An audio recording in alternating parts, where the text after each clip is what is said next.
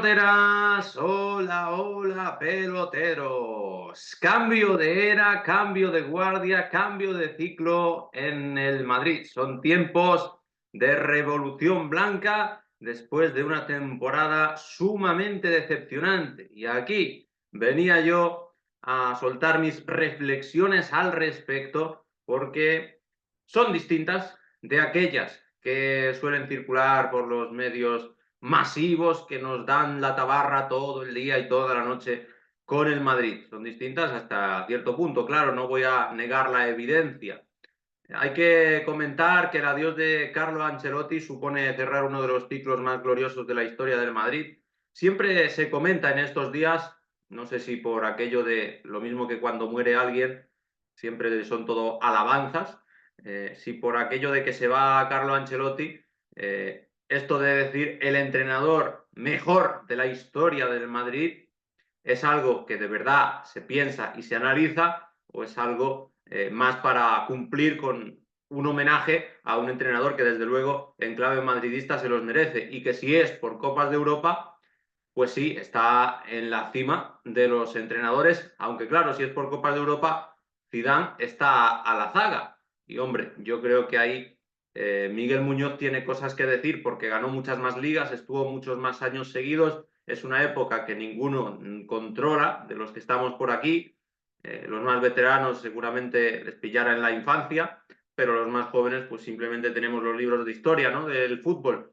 Bueno, es un detallito. La realidad es que es uno de los mejores de la historia del Madrid, eso sin discusión y sin debate, y que se va después de 4 años en los que, sobre todo en los años pares, ha cosechado muchos títulos y en los años impares, en 2023, salvó una temporada que no era buena con la Copa del Rey y esta de 2025 la ha salvado con un aperitivo, que es la Supercopa de Europa, y que después ha continuado con una de esas competiciones chatarra, que es el Mundial este en el que le tienes que ganar a un equipo mexicano. Eh, por tanto, la temporada del Madrid es malísima, hay que ser sinceros. Y los títulos que gana Ancelotti, que es el entrenador más laureado de la historia del Madrid, por eso yo pongo en duda que sea el mejor de la historia, sin debate, porque algunos de estos títulos pues son chatarra. Ya os he descrito, siendo fiel a la realidad, lo que es el Mundial, es tener que ganarle a un equipo mexicano. El Mundial de diciembre, ahora va a empezar uno nuevo que ya veremos cómo se desarrolla, pero que desde luego tiene mejor cartel y más enjundia de primeras que ese de diciembre. Es la peor temporada del Madrid en bastante tiempo y es una temporada de esas que recuerda a sus tiempos peores de este siglo, que estuve relatando también en diciembre a colación de la caída del Manchester City. Entre 2004 y 2006 el Madrid no ganó nada, y además eran temporadas muy convulsas en las que no se mantenía un mismo entrenador, se reiniciaban proyectos de manera permanente, no había una manera de funcionar, era en la época final de los Galácticos, que, claro, enraiza y recuerda con lo que está sucediendo ahora con Mbappé, Vinicius y compañía. Mucho se habla de la ausencia de centrocampistas y de cuánto ha añorado el Madrid a Toni Kroos, lo cual no deja de ser cierto. Si bien es verdad que si todos los atacantes del Madrid hubieran estado comprometidos y al máximo nivel, la ausencia de centrocampistas habría quedado en un segundo plano, así como las lesiones en defensa, así como la mala planificación de plantilla, porque esta misma mala planificación de plantilla, o por lo menos dudosa, o por lo menos discutible, ya fue mala y ya fue discutible en años anteriores en los que acabó siendo muy importante Nacho, en los que acabó siendo importante Lucas y en los que Kroos y Modric, que eran ya veteranos, tenían más minutos a sus espaldas de las que quizás a priori estaban preparados para tener, aunque en la práctica, como todo lo demás iba bien, resultó que ellos, con la calidad que siempre han tenido y que nunca ha estado en duda, pues resultaron los mejores timoneles posibles para la nave blanca. El caso es que es una temporada fatídica porque encima Cuando tú no ganas, en caso de la Liga Española, lo que suele ocurrir es que lo gana tu máximo rival, que sobre esto ya divagué en octubre-noviembre, cuando el Madrid perdió con el Milán en Champions. El Barça era el principal problema del Madrid. De hecho, el Madrid se despeña a partir de abril y pierde los títulos importantes contra el Barça, los títulos nacionales que le podían dar soporte, la Liga y la Copa, y eso aumenta el calibre de la herida. Obviamente, en Champions no se topó con el Barça, sino con un equipo que tampoco era ni mucho menos de los 2 o 3 mejores de Europa, como es el Arsenal, que no va a ganar ningún título tampoco esta temporada, y que los barrió del campo, casi de manera literal, de manera metafórica, pero bueno, la barrida se entiende como concepto. El Madrid, que está obligado a reinventarse, tiene barriga llena, exceso de estrellas, falta de centrocampistas, piezas mayores, desgaste de Ancelotti, muchos factores que ya se han comentado, pero a mí me gustaría tirar una idea que se ha dicho poco y que encabeza el título de este vídeo, que es la frase lapidaria que supone el principio del fin. Cuando yo oigo a principio de temporada, y esto también lo he escuchado incluso a mitad de temporada con el Zamora Club de Fútbol, lo he tenido que soportar con el Atlético de Madrid varios años, incluso esta última temporada también. Y ahora les ha venido la hora a los madridistas cuando yo escucho la siguiente sentencia. La mejor plantilla de la historia, muchachos, échense a temblar. Esto es una frase que no conduce más que a la ruina y al precipicio.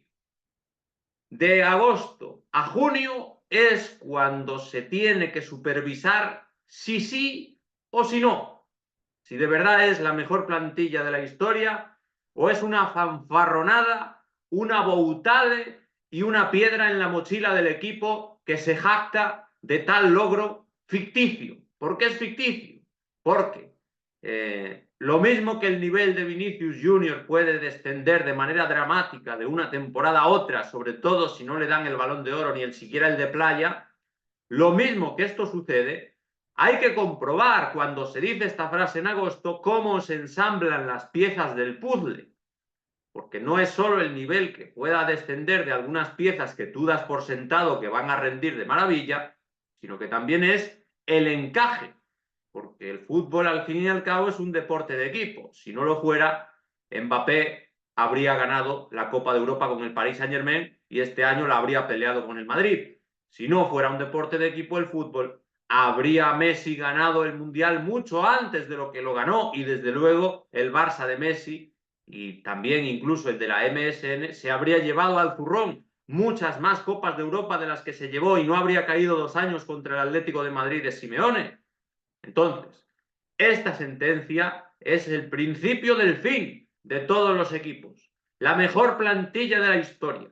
Que sí, que yo también pensaba que era un plantillón la del Madrid. Y ojo, sigo pensando que es una gran pléyade de jugadores la que tiene el equipo blanco. Eso yo creo que también es difícil de rebatir, que los jugadores que tiene son muy buenos. Pero luego hay que comprobar el equilibrio, las sinergias, la compatibilidad, los egos, la ambición, el compromiso, la identidad. Y esto, diciéndolo en agosto, no arregla nada, porque los propios jugadores se contagian de ese ambiente del entorno, de que ya por su propio nombre van a ganar el primer partido de liga en Mallorca. Y oh sorpresa, no lo ganan, de que ya por su propio peso van a vencer a un equipo destinado a bajar o a estar cerca de bajar, como la Unión Deportiva Las Palmas. Y oh sorpresa, no le ganan. Y a partir de ahí, entre eso, que el Barça repunta y todos los factores ya reseñados, pues se te queda una temporada escuálida en títulos y que recuerda al galacticidio final, con la duda planeando sobre un jugador como Mbappé que se va a acercar a los 40 goles, mejor dicho, los va a superar porque lleva 39 y va a marcar algún gol más, estoy convencido, en los 3 partidos que quedan, porque empiezan a sobrevolar los fantasmas de si hay que vender a Rodrigo, a Vinicius o a los dos o a ninguno, de cómo de mal entrenador es Ancelotti, cuando Ancelotti es tan mal entrenador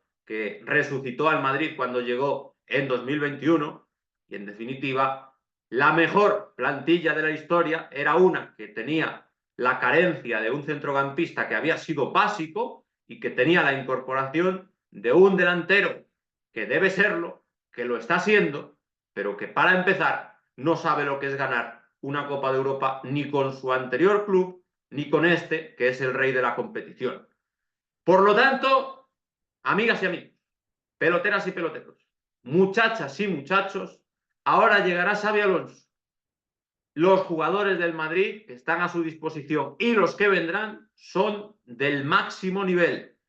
En los últimos años, en la última década en el fútbol español, la nota imperante en el reparto de títulos nacionales es la alternancia.